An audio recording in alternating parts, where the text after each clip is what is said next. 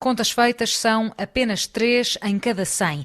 E vamos aos cálculos exatos. De um total de 75.997 cidadãos registados no consulado da capital belga, cerca de 60.500 de Bruxelas e 15.500 vindos do extinto consulado de Antuérpia, apenas 2.497 estão recenseados para votar.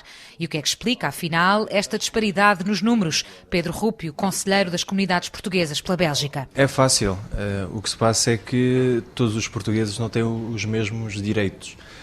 No estrangeiro, para estar recenseado, a pessoa tem que deslocar-se, ir à embaixada, ir ao consulado para poder fazê-lo. E, portanto, uma pessoa, por exemplo, aqui na Bélgica que se queira recensear, poderá fazer até 100 ou 200 km para poder recensear-se, que equivale em Portugal uma pessoa, é como se fizesse uma viagem em Lisboa-Faro para poder recensear-se. E estou a falar só na Bélgica, porque na França, ou na Venezuela, nos Estados Unidos, a situação ainda é pior. E por isso, diz Pedro Rúpio, são verdadeiros heróis os que lutam pelo direito a votar fora do país. Eu acho que recensear-se e votar no estrangeiro é um ato heroico, tendo em conta os obstáculos, o grande número de obstáculos que temos. Gostava de ver se um português de Portugal iria recensear-se se soubesse que o recenseamento era voluntário, não era obrigatório.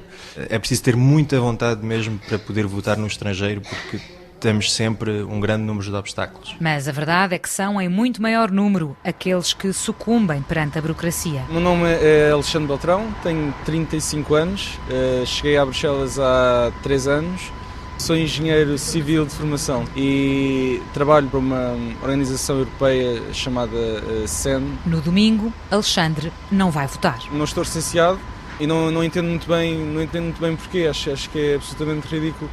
Porque eu estou registado aqui. Aliás, eu recebi uma carta na minha casa aqui de Bruxelas dizendo que se eu quisesse iniciar o processo de licenciamento teria de ir ao consulado, comprovar a minha morada, quando eles já têm a minha morada. Eu recebi uma carta na minha residência. E mesmo alinhando numa regra que parece fora de prazo, o risco de insucesso continua a ser elevado. Ir ao consulado aqui em Bruxelas implica perder uma manhã e muitas vezes não é possível resolver logo o assunto. É por isso que, defende Alexandre Beltrão, o recenseamento devia ser automático. Quando um cidadão português se registra num consulado, devia ficar automaticamente autorizado a votar no país onde vive no momento. O conselheiro das comunidades portuguesas, Pedro Rúpio, defende exatamente o mesmo. Eu acho que é uma questão basicamente de vontade política. O que se passa é que as comunidades portuguesas não conseguem ter muita voz, não conseguem influenciar a opinião pública, a sociedade civil portuguesa, e isso faz com que também as decisões são tomadas lá, não é? Mas será porque não têm assim tanto peso eleitoral? O peso eleitoral não o temos porque não nos deixam tê-lo. Para mim isso é óbvio. Falei ultimamente com pessoas que estão cá, que estão recenseadas em Portugal porque não querem votar pelos círculos da imigração porque só elegemos 4 deputados. As pessoas dizem, mas porquê é que eu vou votar se sei que o meu voto não vai ter peso nenhum, vou eleger só 2 deputados pela Europa ou 2 deputados pelo círculo fora da Europa, portanto também há essa situação. E mesmo o número de registados no consulado, cerca de 75.000, é uma estimativa por defeito, é já certo.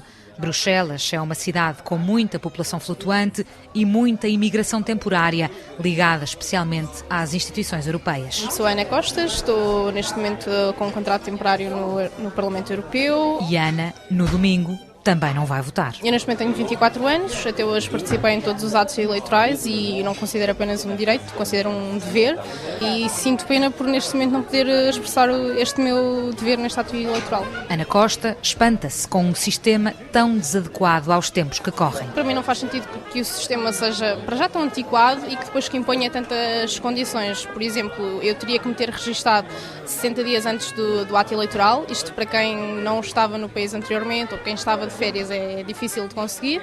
Depois já conhecemos as burocracias inerentes às embaixadas, ou seja, temos que lá passar se calhar uma manhã inteira ou um dia inteiro, o que implica perder um dia de trabalho.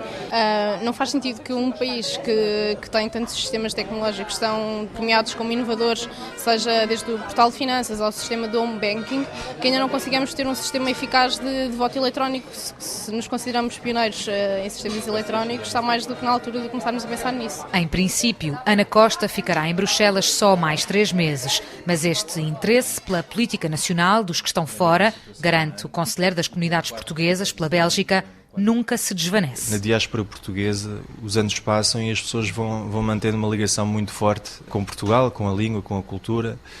Eu próprio nasci cá e vivi a minha vida toda cá. Sou, digamos, um filho da imigração tradicional. Continuamos a manter uma ligação muito forte com Portugal, com a língua portuguesa. Quer dizer, nós sentimos Portugal, se calhar ainda sentimos mais Portugal do que os portugueses que vivem em Portugal. E é também por isso que Pedro Rúpio lamenta que entre os portugueses e o direito a participarem se erga a barreira da excessiva burocracia. A Antena 1 tentou insistentemente obter uma reação da Embaixada de Portugal na Bélgica, mas as autoridades nacionais em Bruxelas não estiveram disponíveis para responder às questões em tempo útil.